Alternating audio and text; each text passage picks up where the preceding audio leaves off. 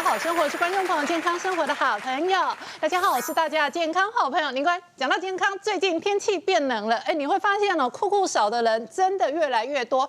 那这个我们常常讲，医生惊地少，中破塞惊假到，为什么呢？因为温度温差也可能酷少，空气污染也可能酷少，胃食道逆流也可能酷少，然后有各种感染跟肺部的疾病也可能酷少。酷少到底要怎么样来调养呢？待会这一节健康好生活都要一一跟观众朋友来分享。好，今天朋友们一起分享的有7个好朋友。第一个好朋友是医生好朋友刘伯文医生，大家好。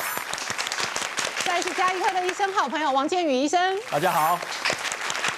再来是中医的医生好朋友周伟伦医生，各位大家好。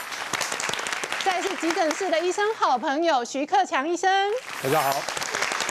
再来是我们的艺人好朋友 May， 嗨，大家好。再来是我们的料理好朋友阿芳老师，嗨，大家好。再来也是我们的料理好朋友黄景龙师傅，大家好。好，先问一下这个刘医师，你是耳鼻喉科的医生，这个鼻子过敏的或者酷少的，常常一酷少就直觉反应，好像可以看一下耳鼻喉科。对，其实我们那个疑心给它低烧，这个有时候我们看到这个，尤其是我们最怕是外面开业医转过来的，外面开业医其实他已经吃一堆药了，吃到最后没有效哈，你去大医院去看了，有时候吃1、2个月的药。我们先看看，其实说我们医生在看一个病人咳嗽，我们会分一个叫急性、什么慢性跟亚急性哈。各位先看一下，可能现在电视机前面观众朋友开始咳嗽，可以看对好，我是属于多久时间的哈？如果是3个礼拜以内，我们叫急性哈，大概很多是跟我们感冒还是有关系啦。你就一般感冒啦，急性支气管发炎啦，好或者急性鼻窦炎，鼻窦会倒流，所以引起喉咙咳嗽，或者一些过敏性鼻炎都会。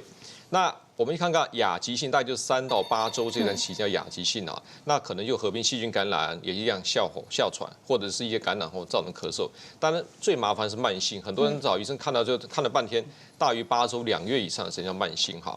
那可能大概一定是身体里面有什么特别状况哈，这个要特别的小心。譬如说慢性咽喉炎啦，或是胃酸、胃食道逆流，这我们也常碰到哈，或者喉部的肿瘤，或者肺啊积水，甚至说我肾脏、心脏衰竭、肺水肿，或者说慢性支气管炎，最怕什么肺结核之类的哈。那这些来讲，不管是属于哪一类，医生要抽丝剥茧找出你咳嗽的原因哈。一般我们大概就是开个止咳药，可是常常病人不是那么单纯哈。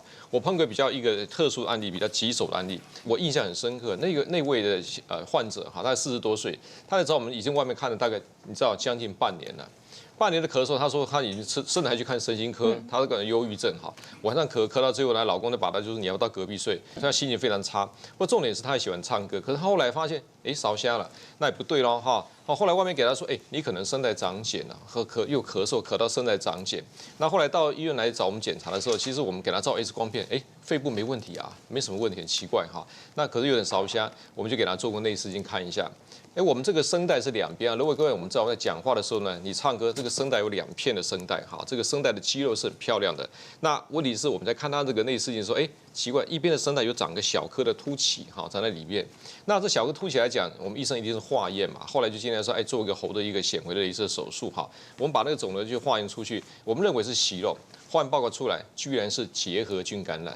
你知道我们很少碰到就结核菌，大家听过肺结核，可是这个肺结核呢，我们在肺里面去，可能照 X 光看得到。可是有些结核菌是它全身跑，结果呢，这个结核菌来讲，好死不死，它就长在这个地方，而且长了一小颗，就躲在那个声带里面的角落，好，造成他每天咳嗽。比较麻烦是这种咳嗽，它生这个结核菌，它出来还是会传染给家人啊。他们家有一个2岁的小朋友，他第一个就担心了，但因为这个结核菌诊断出来的时候，我们应该用大概将近6个月到9个月的抗结核菌的药物了哈。那后来还好，就他的先生、他的小孩，整个到医院来检查，我们给他化验所有的痰，后来还好是没有这个结核菌。所以我听大家说，其实我们咳嗽的原因太多了。如果像我们刚刚讲的结核菌案例，光吃止咳药完全没有效。你如果拖下去的话，可能全身结核或家里都会结核，所以还是要找医生仔细诊断啦。那问一下王医师，最近天气变凉了，温差也变得大了，酷少的案例就增加很多。台湾有叫 Q4 行情哦，到了第4季大概百业齐发。那在我们基层医疗，光看感冒真的是就是非常的多。那这个跟天气变化有关。我先讲个案例哈，基本上我们遇到很多，这个是一个女生，年轻的女生在30多岁，她一直咳嗽。那我们当中刚才其实刘医师有提到，咳嗽多久？4个礼拜。这中间呢，有时候有痰，有时候没痰，有时候痰有点黄，有时候又有点不黄。他有时候有点黄就去看医生，那吃了2、3天药就好了。可能后来过不久又开始咳。那病人想说他以前有过敏，他生了小孩子也有过敏，想说这应该是过敏咳。那先给大家一个板子来看，刚刚有提到说咳嗽、感冒咳、过敏咳，傻分不清楚。病人讲说，他应该是过敏咳，应该什么时好时坏。有时候是又流鼻水，痰又有时候黄，有时候白，可能跟感染不一样，因为病人可能有些概念，当你咳嗽超过2个礼拜没好，他会寻求其他的一些医疗，会担心什么肺结核，就会跑到我们诊所照 X 光。那我 X 光一照，它的片子其实没有很特殊，它没有肺炎，支气管炎一点点，可是这样的形状一看，有点像一个什么感染呢？像霉浆菌感染。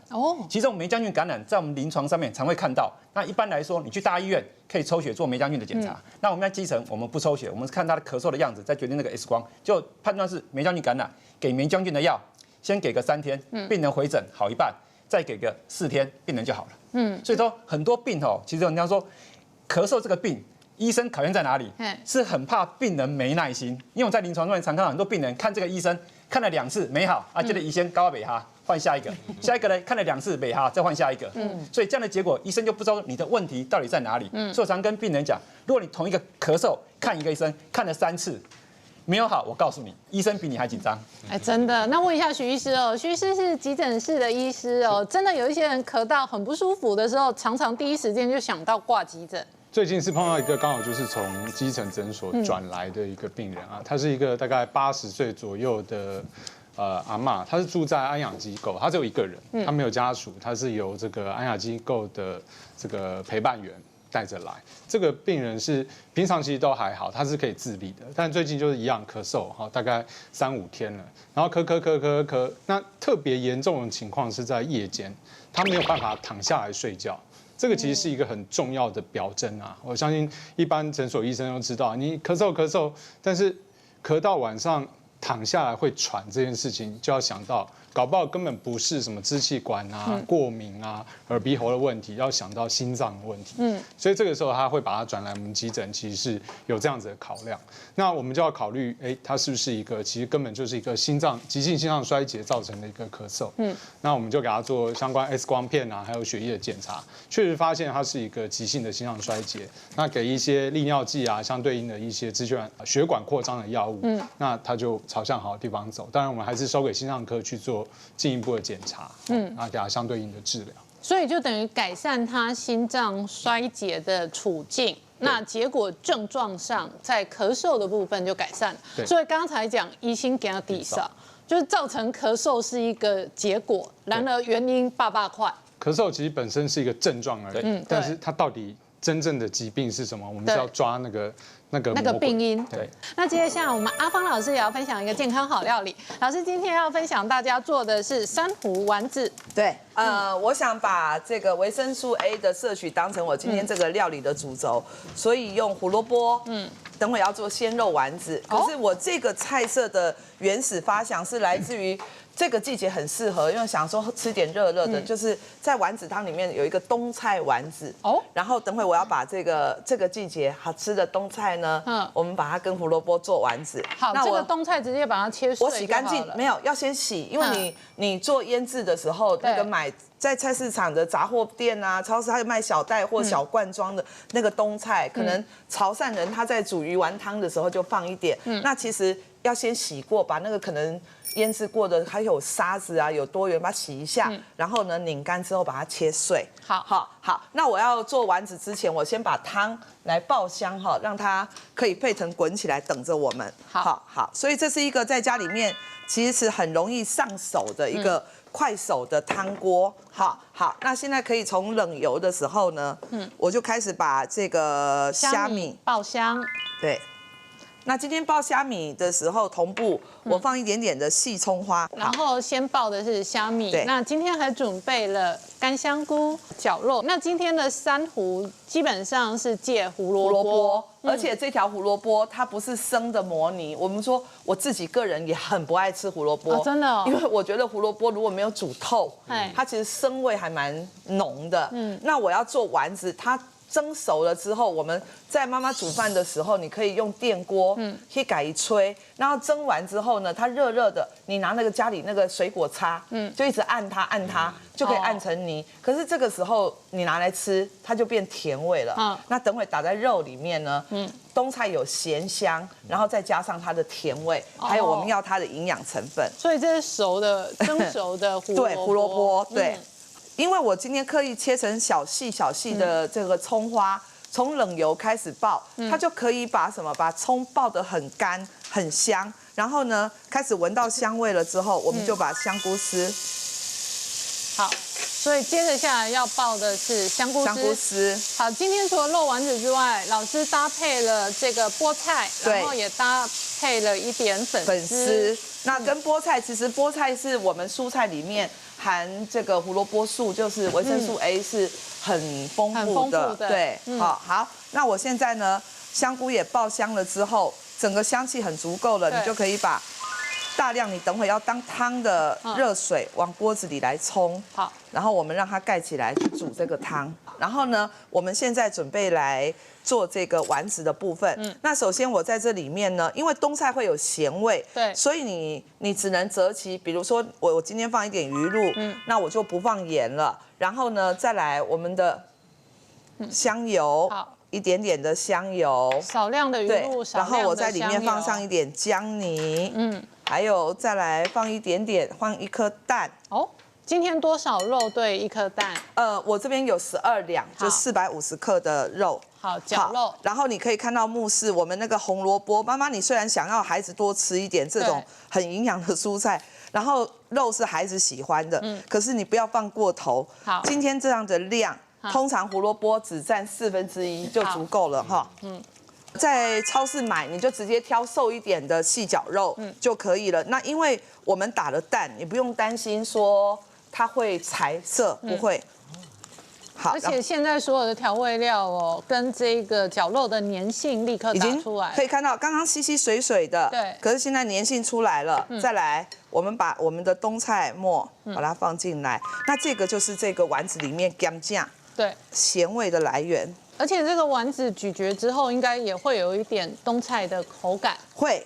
尤其是冬菜哦，我们讲说，既然名词哦冬菜，其实应该说它是一个很经典的一个腌制菜，就跟梅干菜一样。那它用的是冬天的一些盛产的白菜啦，也有人是用那个大株的青江菜啊，每个地方加工用的这个素材不一样，但是基本上就是冬天盛产的这些菜色，然后去腌制起来很香的一种这个风味这个调味料。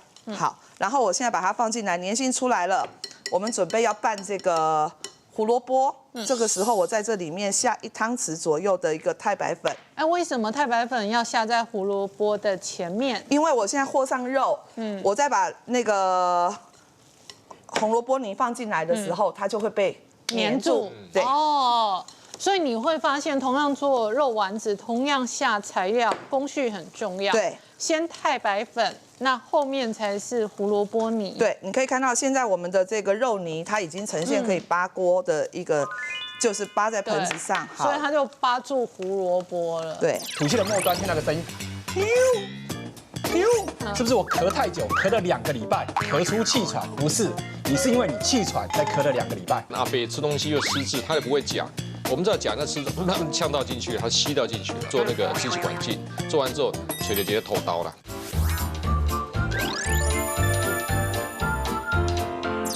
所以其实这样子加长也是很快，很快啊！你一方面高汤，我现在闻到香味，让它滚了；一方面，其实这个肉丸子就现打就现好。好，然后进来之后，如果第一次做的朋友，你还不习惯的话，你不知道说等会它会不会好吃，那没关系，你可以在后面补一点点的粉料，稍微补足一点，是可以接受的。而且你的成功率也会比较高，很高，它会让它定型。对，好，然后现在我们就可以把这一个丸子呢，稍微的料准备好，然后我戴上手套。所以其实肉丸子你就直接在滚烫的汤中让它煮。对，然后我带上来之后哈，我们先把这些肉泥打一下。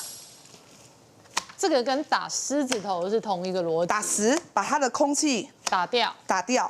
那待会的丸子会更结实。对。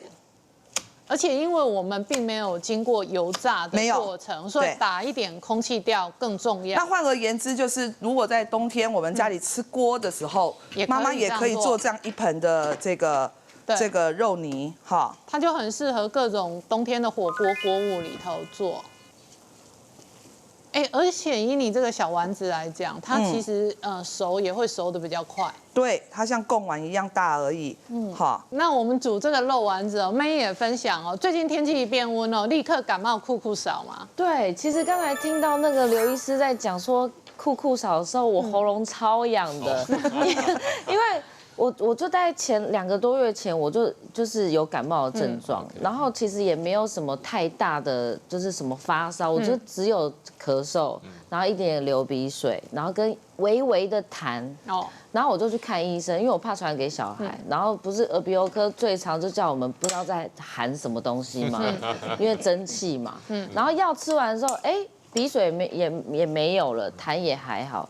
但就剩咳嗽，但是我有听过医生讲说，你所有的感冒症状最慢好的就是咳嗽。好，那我想说，那反正我其他症状都好了，我就只剩下咳嗽，我也就没有再回诊。然后就觉得奇怪，为什么这个咳嗽已经2个月我都没有好？然后那个咳是我早上起来我就会忽然干咳，咳到会干呕。也有那种咳到最后打喷嚏，我想说，我到底是哪一个环节有问题？是我年纪大了，还是我到底是有什么样的慢性病？然后我那时候就觉得好不舒服哦，不知道是空气的关系，还是我肺有问题。我就不知道为什么感冒到最后，以前就只是慢慢咳嗽就慢慢好了，可是现在不是这样，现在就是咳，然后越咳越严重。不过同一时间，阿芳老师的丸子对，可以看到，现在我们慢慢放下来之后，你要把火力转到中火，就是说。刚开始我们的汤要沸腾，然后你慢慢下，它的温度是会下来的。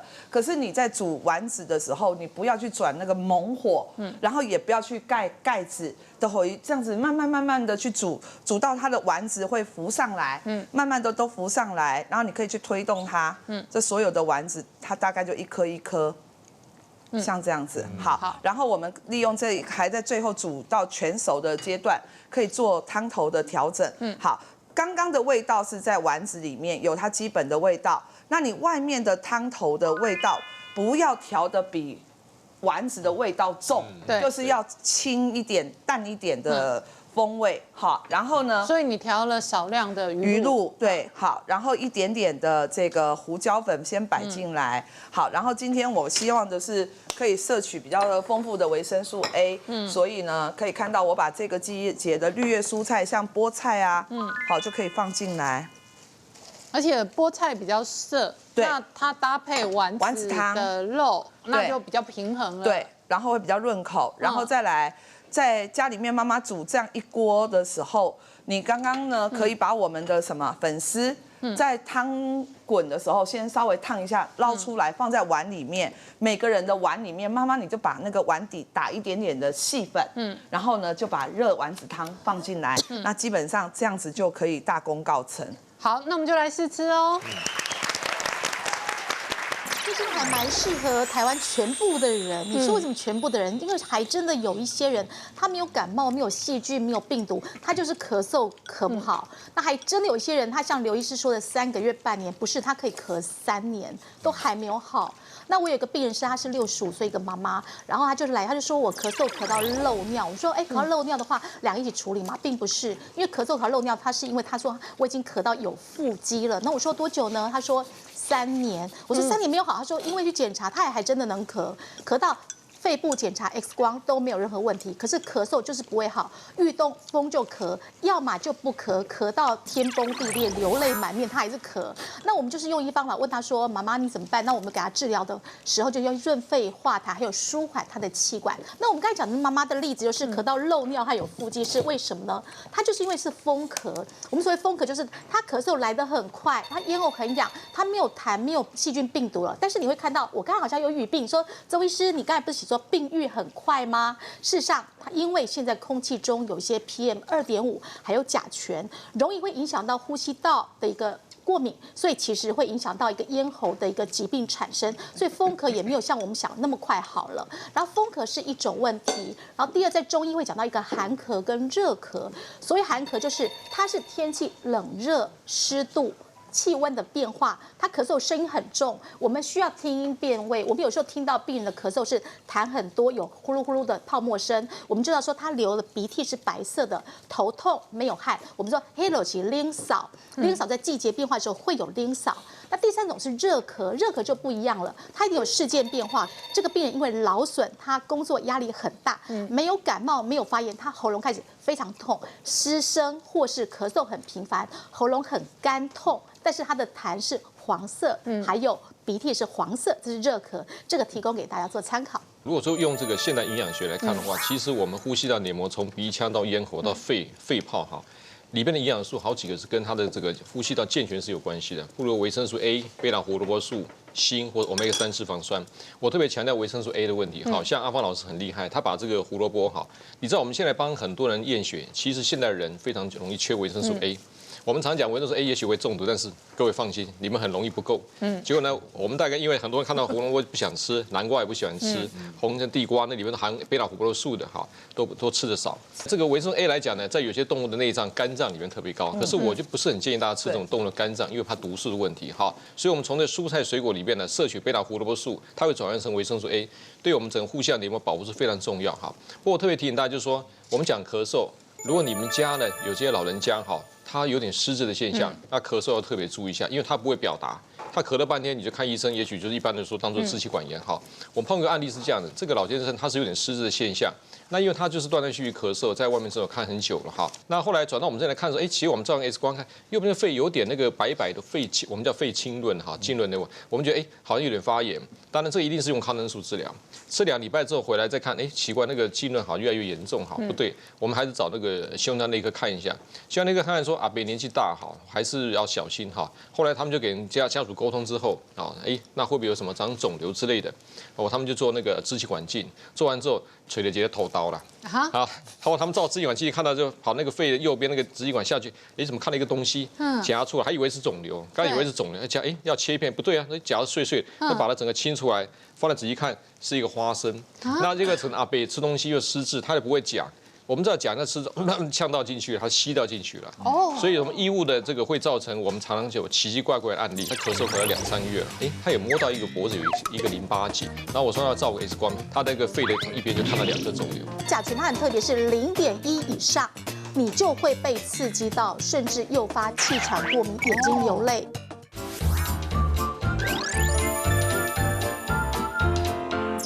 初步的一些异物吸入，可能 X 光不见得好看，因为透光性不见得 OK。但是我们如果看到肺气论严重的话，确实会考验异物的状况。那问一下徐医师哦，我们每次看那个宫廷剧或者古装剧哦，常常演着演着，你就会发现某些王妃啊，咳着咳着就咳出血来了。那咳出血到底是戏剧效果，还是真的咳到很严重的，有可能有出血的状态？这个咳血本身也是一个症状，那它也代表很多种疾病，但就是量其实很重要。一般我们如果很用力的咳，像刚刚不管是风咳啊、过敏咳，你现在开始莫名其妙很用力的咳，有的时候稍微喉咙黏膜破裂也会稍微有一点点带一点点血丝，但这个我想大家应该自己就知道，这不用大惊小怪。那第二个就是咳很久之后，开始慢慢带有粉红色的痰，那这种可能就要担心一些像肺结核啊，或一些慢性感染的问题。那我们最怕还是一种叫做支气管扩张症这种病，它其实这个病是很多疾病到最后走向的一个结果哈，然后它有可能是一些遗传也好啊，或是慢性的一些感染也好，或是有的时候它是一个免疫的一个不协调，有些是免疫稍微比较弱的病人，他到后来情况会变得越来越严重。好，那我自己就有一个案子哈，他是一个大概60多岁的一个算是妇人啊，他就夜晚来，就是说我其实都在你们这边看，好，但是我这个咳血越来越厉害啊。好，那原本我大概都门诊都有开胸腔科，大部分支气管扩张症病人他自己都有一些止血药，他觉得咳血是很正常，但是这一类病人，其实医生都会告诉他，你要用饭碗的量来算血量。那饭碗一般的饭碗大概180左右，那半碗就差不多是100 cc， 90、100。好，那他说他大概已经1/3完血。然后他又来看急诊。我们通常以咳血的量来算的话，如果24小时之内超过300 cc， 这个就叫做大量咳血。那有可能就要做支气管镜进去找到那个地方去做止血。因为支气管扩张症它有个特性，就是因为它是一个慢性的疾病，慢慢造成，它有某些部分组织它会有一些新生的血管。它这个新生血管它不是普通的微血管，它是一些小的动脉。所以一旦你把这个上面的一些小的结痂咳破之后，就开始用喷的。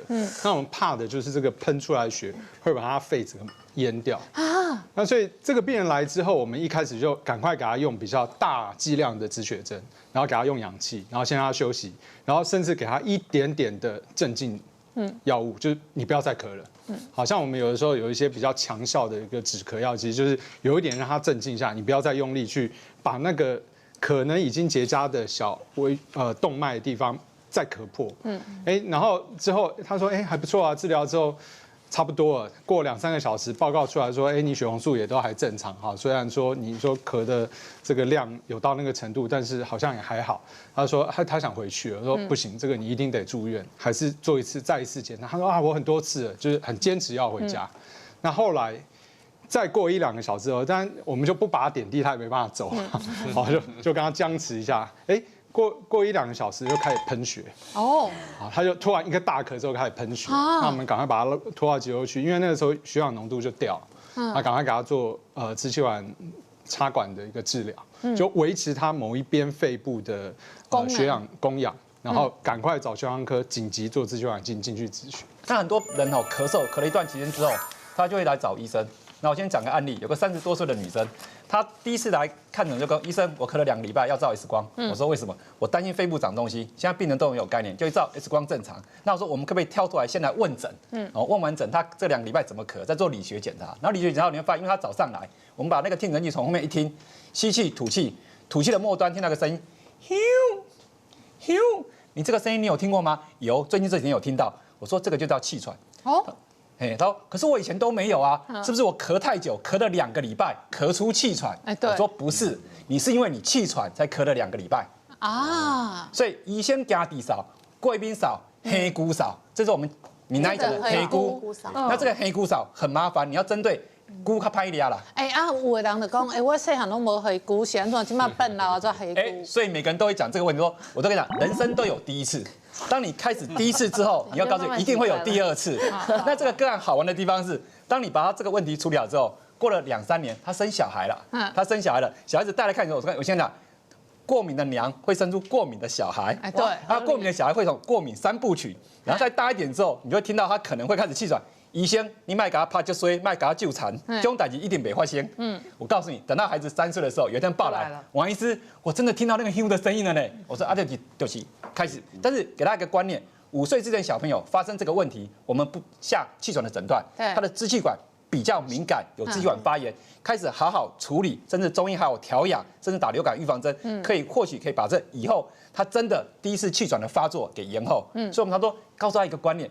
如果真的是感冒，我告诉你，喝水、吃药都会好。我们医生就是看那种感冒9咳不语，才需要耳鼻喉科、家医科、急诊或中医一起来处理。好，那接下来我们龙师傅也要分享一个健康好料理。师傅今天要分享的是米香虾球。对，今天就是要跟大家分享一下虾球，因为可能就虾子大家家里做，可能就是说需要它弹牙。那其实一般来讲，你买的虾子如果没有放硼砂的话，它吃起来是不会弹牙，所以我跟大家分享一下，说怎么让这个吃起来会比较 Q 弹的口感。我是买整只的那个大草虾，把它剪成2段或3段，然后里面第一个一定要放盐巴，去完肠泥之后放盐巴，对，盐巴大概这边10只的量大概是差不多1/2小匙就够了，盐巴不要太多哈。然后呢，再就是说1颗的蛋白要放进去，放蛋白进去打，然后打到那个整个蛋白被虾仁吸收完之后。还要再放1小匙的那个太白粉，待会吃起来就非常的这个 Q 弹。那这样子要腌多久？其实大概腌差不多半个小时就够了。好，所以先放一点少量的盐巴调味，然后这个蛋白，是。那再来是少量的太白粉。太白粉，对哈。那其实你会觉得虾球怎么虾肉有点黑黑的，那是很正常。如果你买的太白的话，那个就不是很正常。好，对，好，那我这已经腌好的虾子，哦，直接放到锅子里面。好。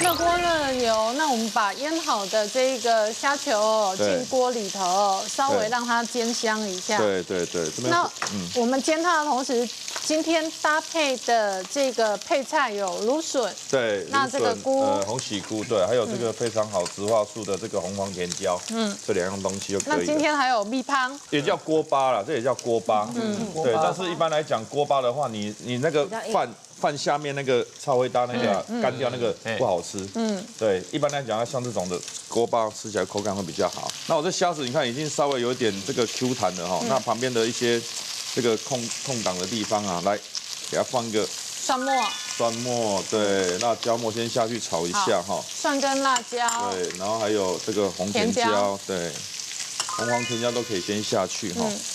对，因为这个需要一点油脂哈，然后我就可以拌炒在一起。哦。对，先给它拌炒。现在香料的蒜香已经出来了。对，而且可以看一下这虾球是非常漂亮哦，已经有那个有点像开花的感觉了哈。那这个时候呢，来，我把这像这个红喜菇啊，给它放进来。红喜菇哈，那我这边大概用一个水焖法来做这些料理哈，来。芦笋，绿色的芦笋放进来。好，那我这边大概有差不多150cc 的水。哦，那里面已经有调了1大匙的米酒跟那个1小匙的那个盐巴。哦，这时候稍微把它盖起来，把芦笋这些把它做一个焖熟的动作。通常要焖多久？大概焖超过30秒就可以了。好。对，那焖它的同时，你要分享一下这个蜜汤锅巴怎么做？对，这个其实是去那个传统市场买，你可以买到那个整块的干的锅巴。但是你一般都是用炸的，大家在家里不要去炸。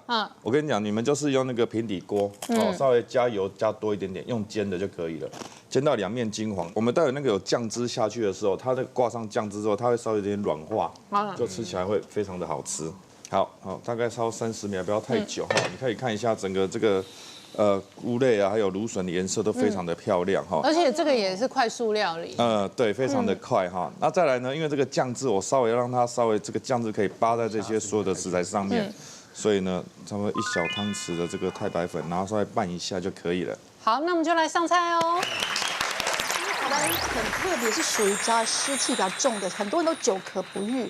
那有人咳到呢，他咳嗽快好了，居然还要来中医治3个月。然后我讲一个病人的例子，是一个他本来是在一个非常大的药厂，因为你知道有些是专门做男性功能的药厂，在台湾是非常红的。他是走西医路线，他从来不吃中药的一个女生，大概35岁。然后呢，那他就是吃西药，也会好哦。可是他吃了西药之后好，咳嗽8成之后，他就经过别人介绍就来我们医院。我说，那你既然好了，你干嘛来？他说我咳嗽虽然快好了，医生你只要帮我做后面2成的调理就好。但是他咳到肋骨断2根。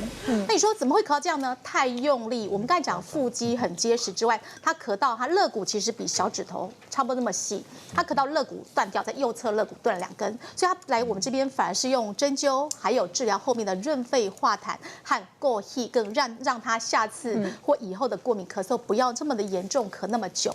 那我就介绍大家几个穴道给大家，就是如果说你有在一个虚咳或是咳到捷运公车大家都受不了你翻白眼的时候，其实这几个咳嗽穴道还蛮好用的。第一个就是在你用围巾的地方，就是我们背后，我们的第7颈椎还有第1胸椎有一个叫做大椎穴，你只要大椎穴它往左右2边各1指横幅的左右0.5公分，它有个叫定喘穴，你在这边用一些刺激按摩穴道方法，它可以让你放松，或是围巾围这个地方可以保持温暖，你的支气管也会放松，叫定喘穴还不错用。第二就是在手上，你就觉得说坐公车很挤，你没有办法咳得那么大声，或者在开会的时候，在大拇指往上的这一侧，我们在桡侧的地方，有从这边在横纹处有个叫尺泽穴，尺泽穴下面大概4指横幅3寸有个叫孔最穴，再来靠近大拇指横纹这边很简单找，有个叫太渊穴，都是属于我们的肺睛的地方，对一个放松、止咳或夜间咳嗽睡不着觉都是非常好的建议给大家。那问一下徐医师哦，因为你是急诊室的医生哦，有的时候送到急诊的酷酷少的案例真的千奇百怪。遇过一个大概4岁多不到5岁的小朋友，那个来就不是咳嗽而已啊，他其实是想把一个东西咳出来，但是我们就一直听到急诊室里面一直有那哔哔哔的声音，他只要一用力咳就听到哔哔。好，他是一个大概4岁的小朋友啊，把那个小朋友玩的那个 BB 的那个塑胶的 BB 器啊，然后吸到主要支气管里面去了。我们以为在咽喉，我们一开始觉得应该那么大一个东西，怎么可能会吸下去？对，可怕的就是我们请他嘴巴张开上面去找不到，然后耳鼻喉科来用硬式支气管镜看。在底下，在那个就是声门的下方啊。那这个时候我们只好就大家所剩时间不多，因为它氧气浓度在掉，就想要么就是下面先做一个气切开口，对，然后上面去夹，要么就直接我们就是先给他，我们叫 pre-oxygenation， 就是先给他足够的大量氧气，就给他罩着氧气面罩，然后让他自己吸，好，然后让他先放松。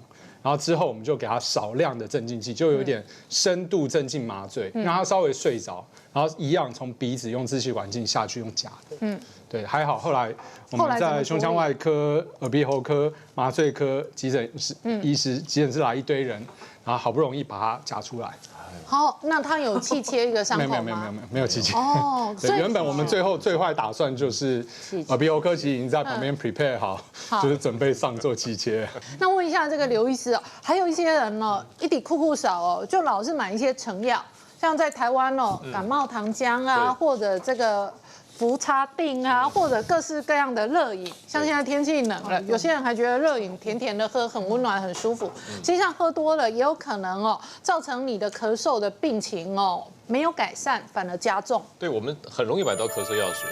而且我们知道台湾很多人是喝咳嗽药水成瘾的，因为它里面也有可待因，它那个东西喝完是有点轻微的镇静或者有点心快感，你会觉得很舒服，好像甚至有人每天晚上要喝1瓶哈才能睡觉。我碰一个案例是，那个我们在中国一个大学一个教授哈，那个教授是这样子，他来找我们看，他咳嗽，他以前大概大概咳了1、2月了哈，他来找我们是因为他也摸到一个脖子有一个淋巴结这样好像一个贡丸一样，好这样好像不太动。那问题是这样的，他来找我们的时候，他说：“我这边好像是怎么发炎肿了一颗东西。”然后他跟我们讲，他咳嗽咳了2、3个月了哈。然后我说要照个 X 光，一照上来，我一看到片子，我就几条皱纹就出来了。他看了也是有事吗？我说有事。他那个肺的一边就看到2颗肿瘤。哦。而且呢，肿瘤来讲的话，看起来应该是大概有3到4个月，慢慢的变大哈。然后。